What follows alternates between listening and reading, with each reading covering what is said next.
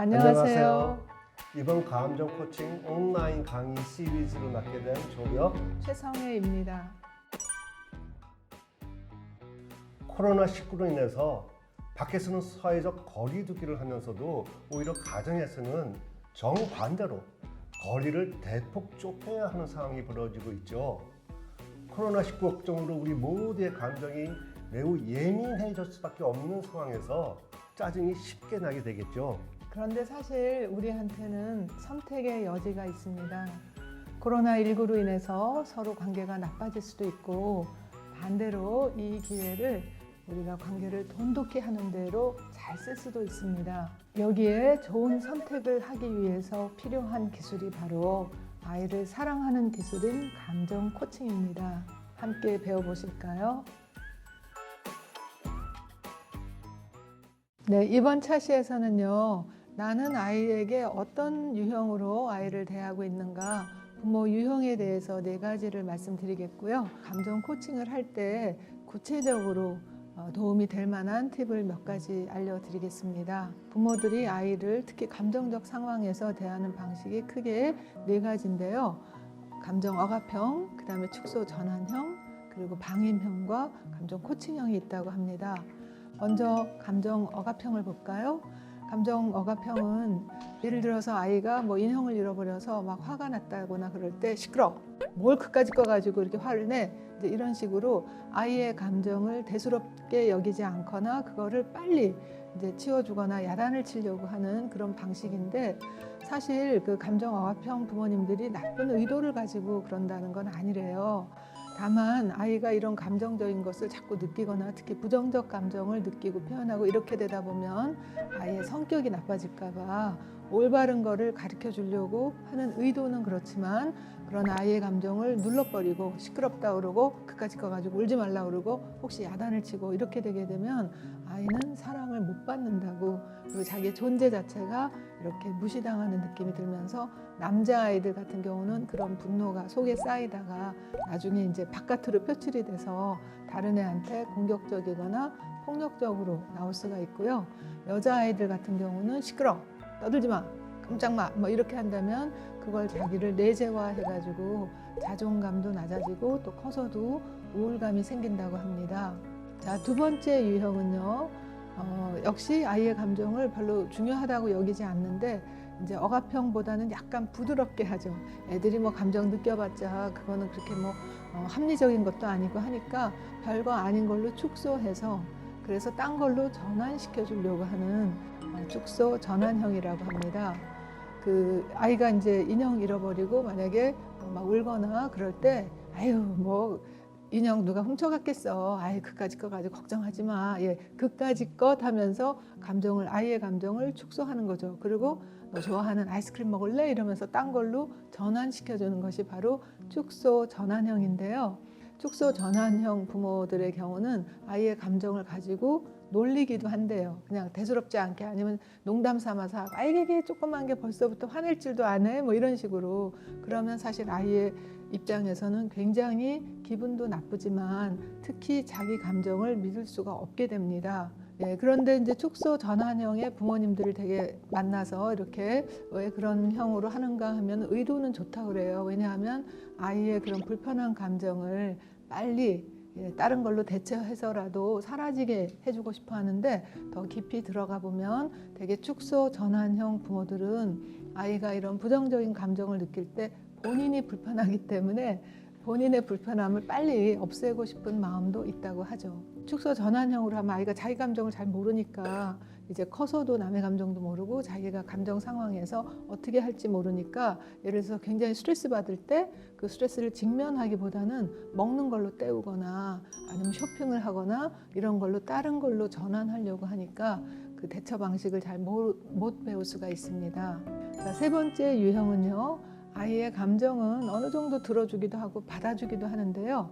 그러나 지도에 대해서는 제약을 주지도 않고 또 잘 인도해 주지도 않는 그 방임형이라고 하는데요. 이런 부모님들은 예를 들어서 아이가 인형을 누가 가져간 것 같아서 막 화를 내거나 슬퍼하면은 아유 그래서 화났어, 아유 그래서 슬프구나, 요까지 감정은 들어줍니다. 그러나 그 다음에 어떻게 할지 몰라갖고 어쩌지? 아이 그냥 인형 또 사줄까?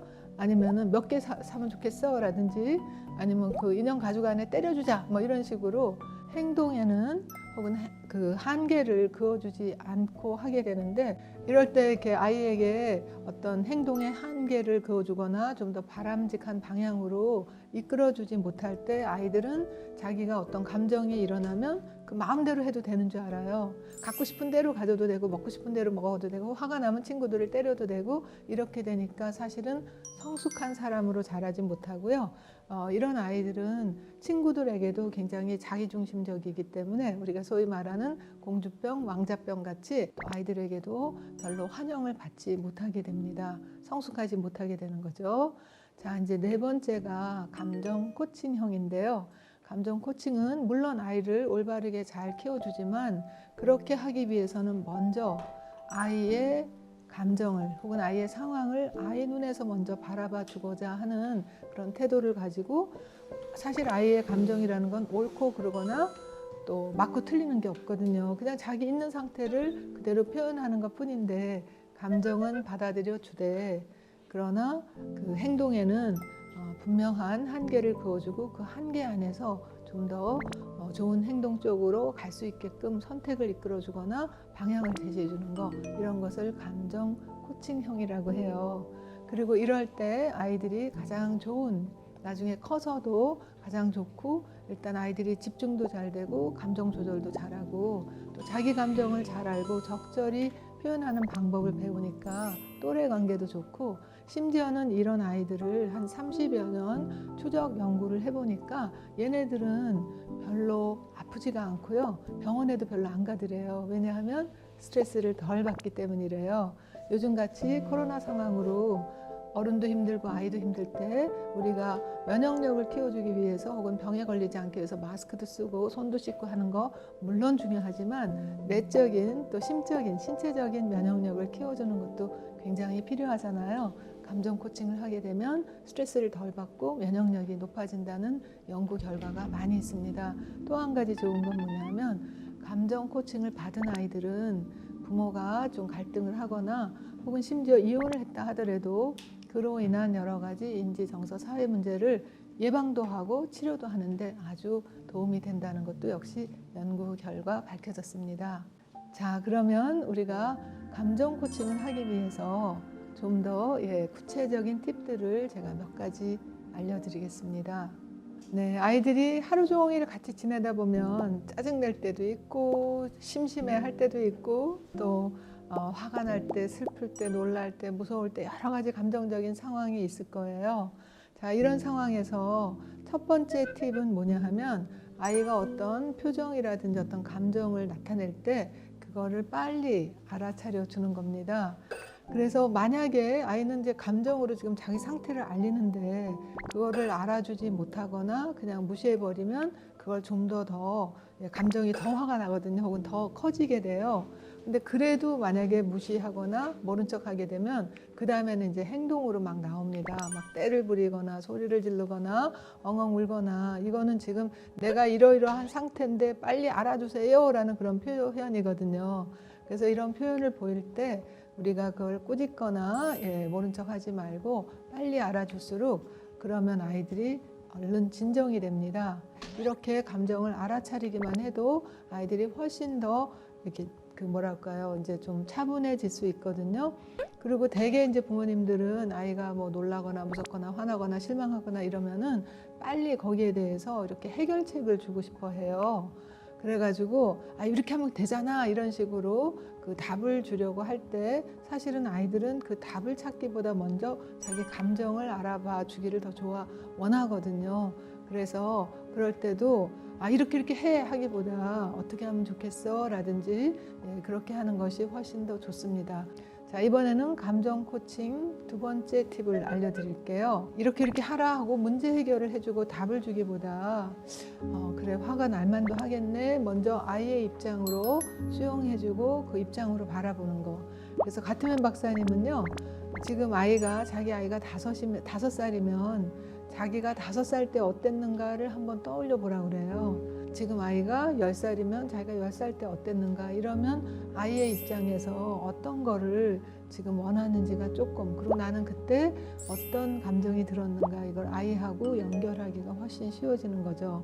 먼저 문제 해결을 해주게 되면 아이들은 문제가 있을 때 자기가 해결을 못할 뿐 아니라 어떤 때는 조언 받는 것 같고 너 이렇게 핀잔 받는 것 같고 그 훈계 비판 받는 그런 기분이 들어서 더 화를 낼 때도 있거든요. 아이 몰라 싫어 이제 이런 식으로.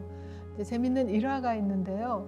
예전에 어떤 그 연세가 조금 많으신 미국의 유명한 심리 치료자 분이셨어요. 근데 한국에 이렇게 초청을 했는데 이제 제가 저한테 어떤 걸 하냐 해서 제가 감정 코칭을 가르친다 했더니 아이고 내가 바로 감정 코칭의 덕을 아주 많이 봤다 그러면서 본인의 이야기를 해주시는 거예요.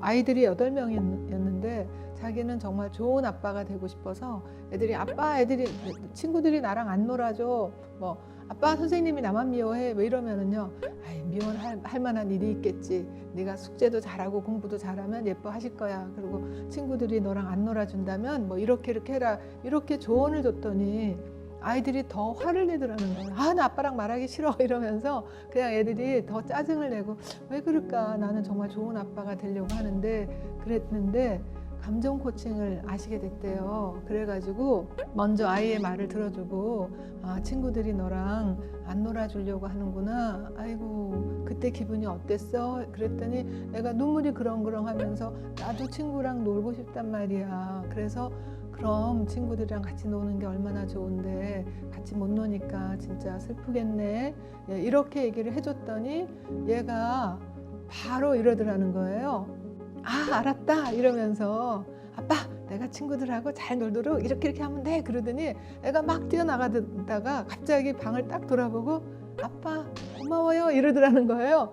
자기는 한 게 없는데 뭐 조언을 준 것도 아니고 문제를 풀어준 것도 아니고 정말 얼마나 속상할까 하는 마음을 알아줬더니 얘가 금방 아빠 고마워요 하더니 그 다음에 I love you 이러고 가더라는 거죠. 사랑해요까지도 아이가 얘기를 하더니 그 다음에 와서 아빠 내가 보니까 친구하고 잘 지내려면 나부터 친구한테 잘해줘야 된다는 게 문득 떠올랐다 이렇게 얘기를 하더라는 거죠. 그래서 먼저 문제를 해결해 주려고 하기보다 아이의 마음부터 감정부터 잘 위로해주고 공감해주고 수용해주는 게 필요한 겁니다. 네, 감정 코칭 팁 3번째입니다. 제대로 꾸지람 하기입니다.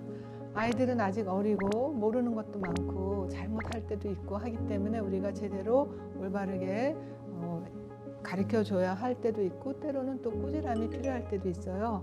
이럴 때도 효과적으로 꾸지람할 수 있는 방법이 있습니다. 첫째로 아이들은요, 아주 어린 갓난아기라 하더라도 부모의 얼굴 표정이라든지 감정에 굉장히 민감하게 반응하거든요.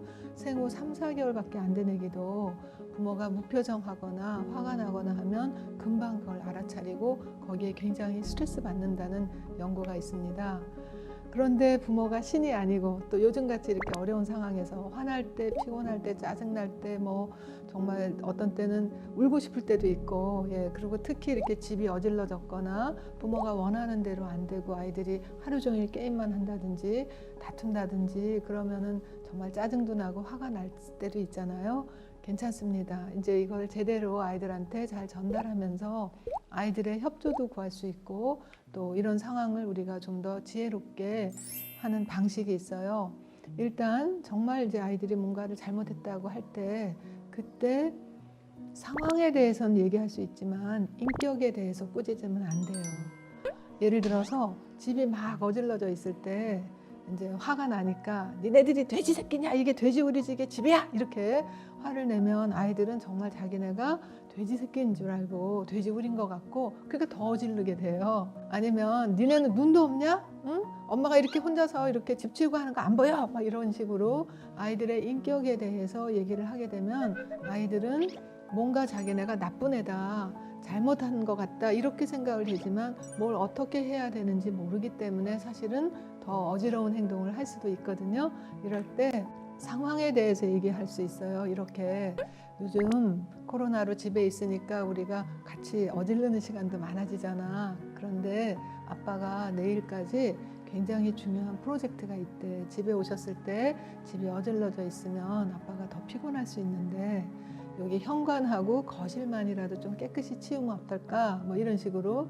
아니면 너희들이 논 장난감은 다음번 장난감 하기 전에 먼저 정리를 해놓고 놀면 어떨까? 뭐 이런 정도로 상황에 대해서 아이의 이해를 구하고 나서 구체적으로 이렇게 하면 어떻겠니? 이렇게 하게 되면요, 되게 아이들이요 잘 치워줍니다.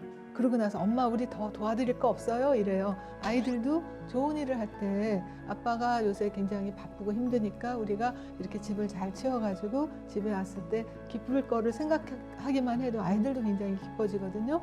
이게 바로 제대로 꾸준하기입니다. 자, 이번에는요 제대로 칭찬하기를 말씀드릴게요.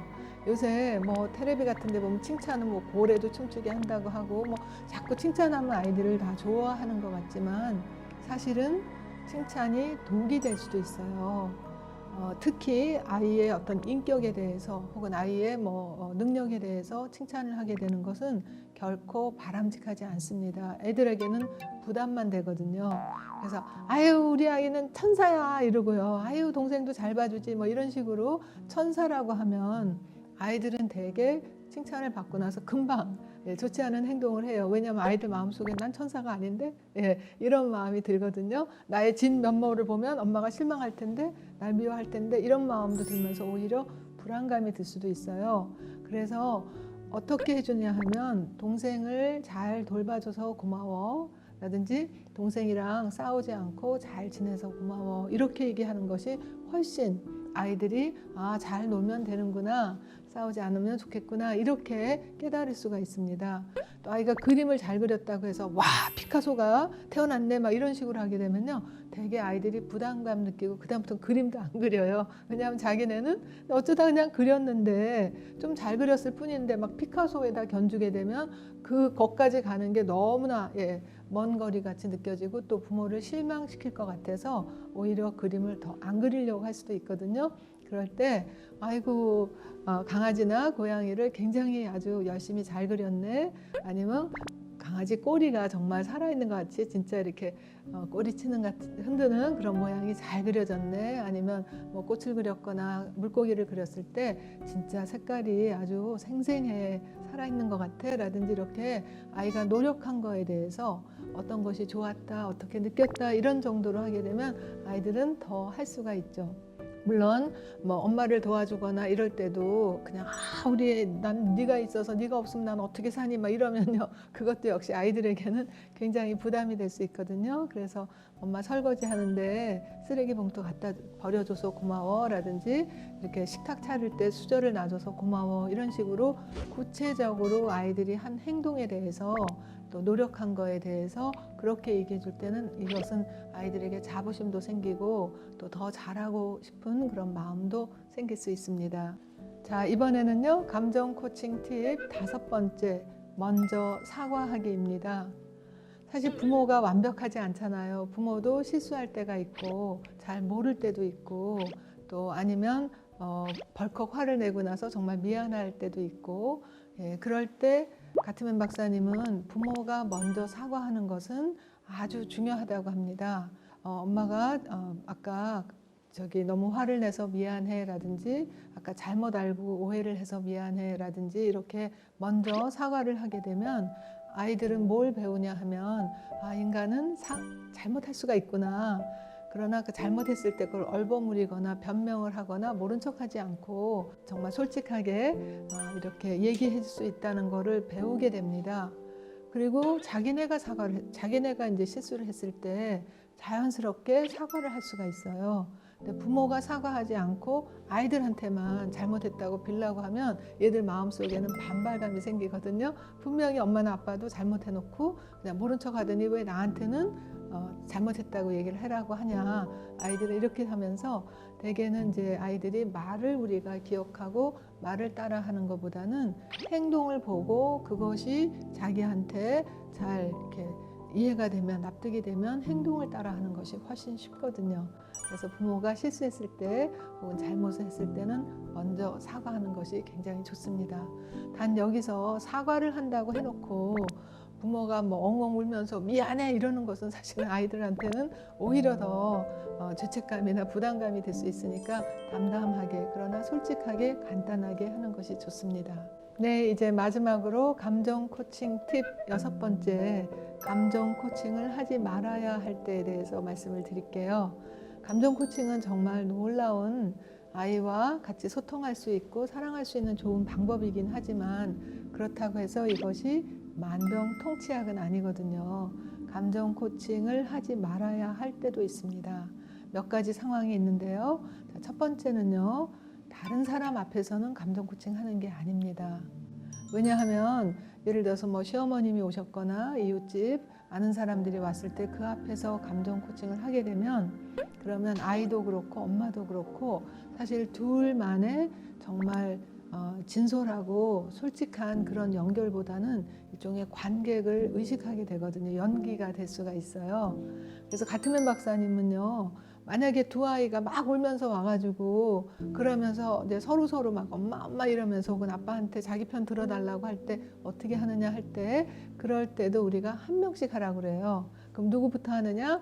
더 감정이 큰 아이부터 먼저 하라고 그러죠. 그래서 만약에 동생이 너무나 크게 울고 얘가 더 힘들어 한다면 형한테 잠깐 양해를 구합니다. 지금 엄마나 혹은 아빠가 동생하고 먼저 잠깐 얘기하고 그러고 나서 너랑 얘기할 테니까 네 방에 가서 조금만 기다려 줄래? 예, 이렇게 얘기를 하는 거죠. 또 그리고 만약에 형이 더 이제 감정이 더 강하다면 형부터 그렇게 하고 동생한테 미리 양해를 구해서 감정 코칭은 가능한 1대1로 하는 것이 좋습니다. 자, 두 번째, 감정 코칭을 하지 말아야 할 때는요. 정말 그 시간에 막 바쁘거나 쫓길 때 이때는 마음이 급해가지고 사실 아이의 말을 잘 들어주거나 공감하고 뭐 수용하고 경청하기가 정말 어렵거든요. 그리고 아이들은 금방 알아요. 건성건성하는 건지 진짜 자기를 위해서 정말 마음을 집중하는지를 잘 알기 때문에 본인이 너무 급할 때는 나중에 엄마가 조금 시간 여유 있을 때 혹은 나중에 아빠랑 조금 한가할 때 그때 다시 한번 얘기해 볼까 이렇게 하는 게 좋습니다. 그 다음에 세 번째 우리가 감정 코칭 하지 말아야 할 때는요. 아이의 안전이 굉장히 보장되지 않을 때죠. 아이가 위급한 상황에 있을 때는 감정 코칭 하는 게 아닙니다.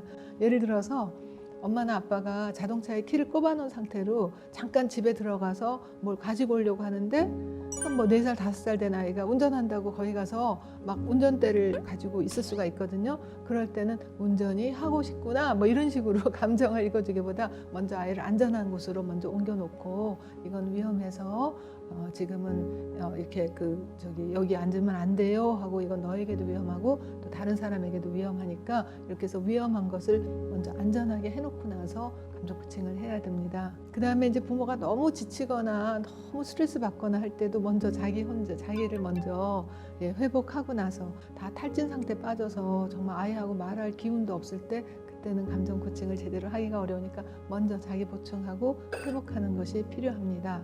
자, 그 다음에는요, 아이가 확실히 거짓 감정을 보일 때입니다.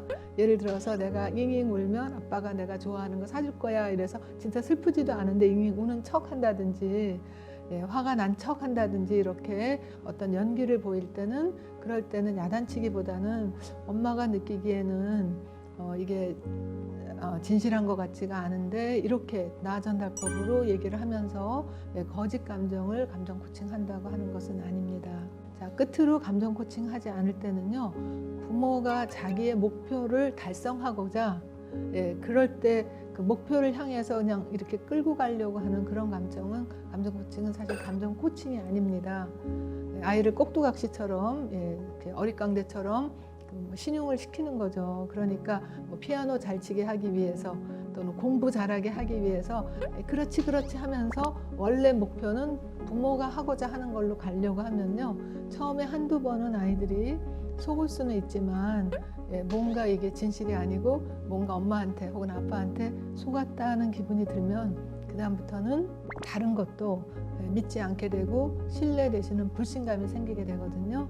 그래서 사실 우리가 아이가 어떤 걸 원하거나 원하지 않을 때 부모 생각으로는 이렇게 하면 좋을 것 같다 하지만 정말 그렇지 않은 경우도 있어요. 어떤 아이가 학원에 정말 안 가겠다고 하는데 부모는 막 야단치면서 너 학원비 엄마 아빠가 벌려고 김밥을 몇 개를 말아야 되는 줄 알아? 밤 12시까지 오뎅 팔아야 되는데 그것도 모르고 이러면서 막 야단을 쳤는데 아이가 그러니까 꾸역꾸역 할 수 없이 학원을 갔대요. 근데 나중에 보니까 그 학원 선생님한테 성추행을 당하고 있던 상황이었어요.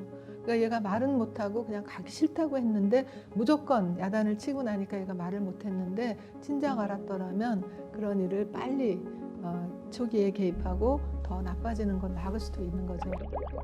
자, 여기까지 감정 코칭을 하실 때 또 하지 말아야 할 때 몇 가지 팁을 알려드렸습니다. 다음번에는 우리가 아이의 마음을 잘 공감해 주기 위해서는 아이의 말을 잘 들어야 되거든요. 그래서 경청하는 법에 대해서 말씀해 드릴게요. 감사합니다.